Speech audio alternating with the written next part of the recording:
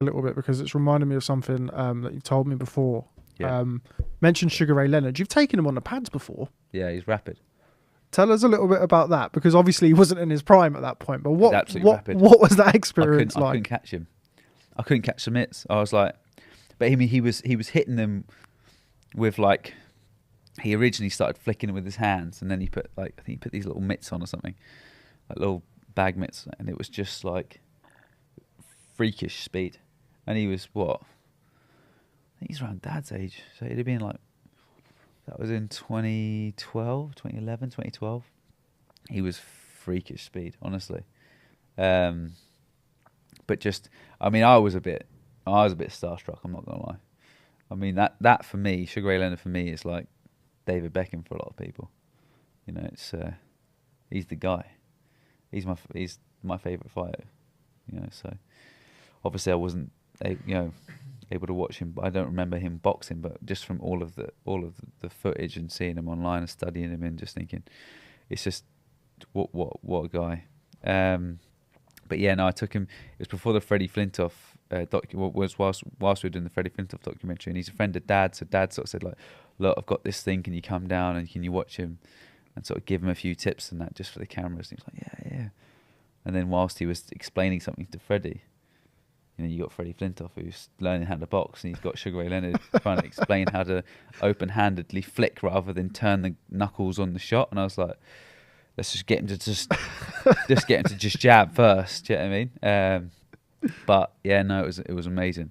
I wish I would have been able to have like him come down the gym when I've got all my fighters now, so he could give his expertise and, you know, 1 or 2 pointers, because they go so far.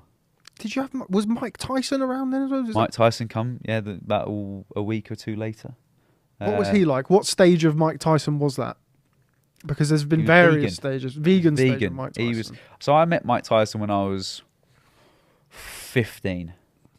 Maybe it was about a year into boxing, and I was like just buzzing. I mean, he was doing a book tour with like Big Joe Egan or something, I think it was. And he was in that like nuts sort of like, you just looked at him and thought he's either going to like shake my hand or just punch me in the face. I don't know what's going to happen, but I remember like shaking his hand and thinking like, God, that's scary. You know what I mean? Because he had that like that glisten in his eye, and I was just like, whoa. And he was bigger then. And then he came back,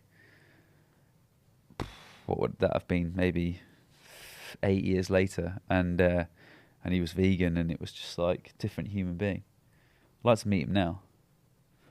He's like just reinvents himself. He's like better than Madonna at doing it, isn't it? Yeah. It's like I think he has his own weed farm now. Yeah. And actually, at the time that he came down to do the Freddie documentary, I think he was skint. Well, declared bankrupt, and his level of skint and a normal human being's level of skint will never be the same. And he's one of the most recognisable faces on the planet, so he'll always have work. But it's like he'd obviously done a silly amount of money. It's great to see what he's doing right now. It's just great to see him. I don't think he'll ever be fully happy, but he's a lot more content than what he was years ago, for sure.